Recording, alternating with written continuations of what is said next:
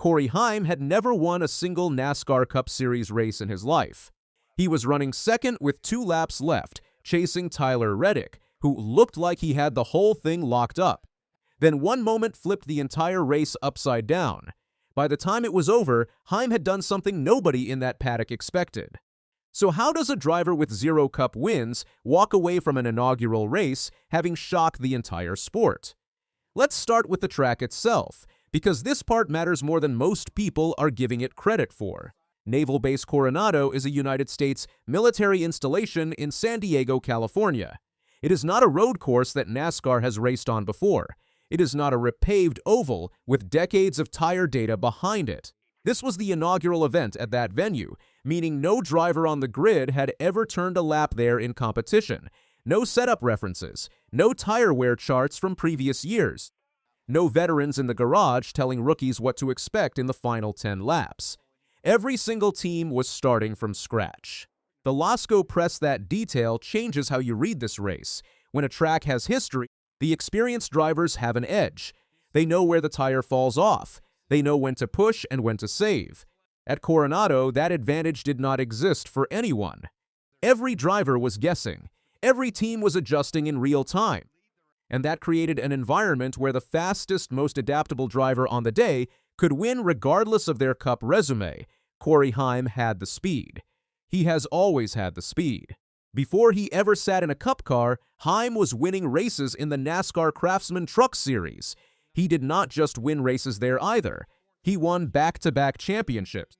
2 straight titles in that series puts you in a very short list of drivers who dominated at that level.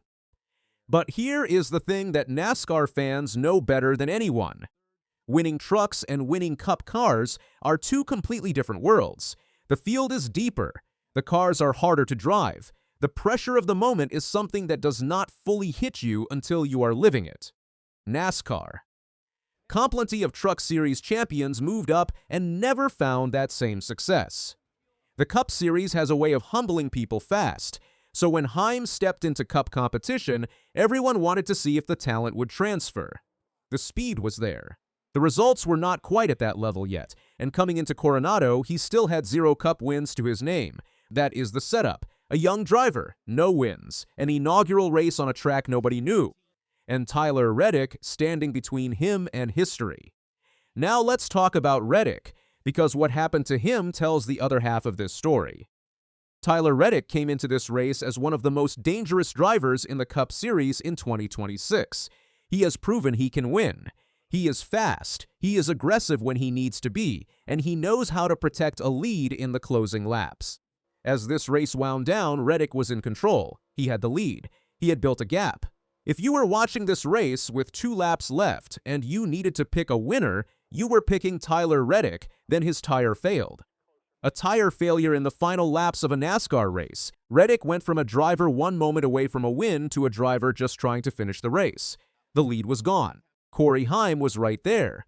He took the lead with 2 laps remaining, and he drove those final laps exactly the way you want a driver to handle the biggest moment of his career. Clean, controlled, no mistakes. He crossed the line first and won the inaugural race at Naval Base Coronado by 10.365 seconds. Field-level media, that margin sounds massive. But remember what was happening behind him. Reddick was compromised. The field was not chasing a healthy leader. The gap reflects chaos behind Heim more than it reflects comfort at the front. Up until that tire failed, this was a completely different race. Which brings us back to the impossible part of this victory. Right up until the final 2 laps, Corey Heim was not winning this race. He was second. He was fast. But he was behind a driver who looked like he was going to hold that position to the checkered flag. The win came from being ready when the opportunity arrived. And that is not a small thing. A lot of drivers have been in that position and blown it. They overdrive into a corner. They hesitate at the wrong moment. They let the pressure of a first Cup win get inside their head. Heim did not do any of that. He took the lead and put the race away. Now here is where this story gets even bigger, and this is something the highlights are not spending enough time on. Bubba Wallace finished second. That means 2311 Racing, the team co-owned by Denny Hamlin and Michael Jordan, had Corey Heim in first and Bubba Wallace in second in the same race. a 1-2 finish, first and second. That is, the first 1-2 finish in 2311 racing team history. Field-level media stop and think about that for a second. This team started as a one-car operation that a lot of people in the NASCAR world did not take seriously. Michael Jordan's name got the headlines, but the skeptics were loud. Could a team built that quickly really compete at the top of Cup racing? Over time, 2311 added cars, added depth, and added talent. But a 1-2 finish is a level of statement that goes beyond adding resources. It means both cars were fast enough on the same day at the same track to finish ahead of everybody else in the field. That does not happen because you have money. It happens because your organization is executing at a very high level. Reddick was leading before the tire issue, which tells you 2311 had the fastest car in that race. Wallace finishing second tells you the speed was not just in one car. This team ran 1 and 2 because they were the best team on the track. The rest of the Cup field now has to treat 2311 differently. That is not an opinion. That is what a 1-2 finish forces. But before we get to what this means for Heim going forward, let's talk about something most people are completely glossing over. The inaugural race format at Naval Base Coronado was already a story on its own before a single lap was completed. NASCAR has been expanding its footprint with non-traditional venues in recent years, and Coronado was the latest step in that direction. Street courses, temporary circuits, military installations. The sport is reaching for audiences and venues that did not exist on the calendar 5 years ago. The Grande Colonial when a new venue joins the schedule. The first race there carries weight that the third or fifth race will never have. History is made once. The records get set once. Every lap after that is comparison. Reddick had a chance to be the name attached to the Coronado inaugural forever. Instead, that name is Heim. And the way it happened, with a last-lap tire failure handing the lead to a driver chasing his first Cup win, is the kind of story that gets retold every time Coronado comes up on the schedule. That is not bad luck for Reddick. That is just what this sport does to people.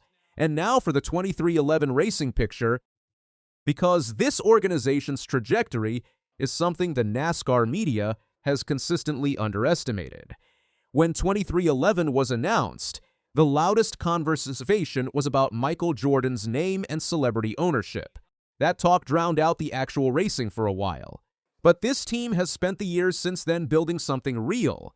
Multiple cars, real talent, real speed. And now, at a race where the track was brand new and nobody had a setup advantage, they put their two drivers first and second.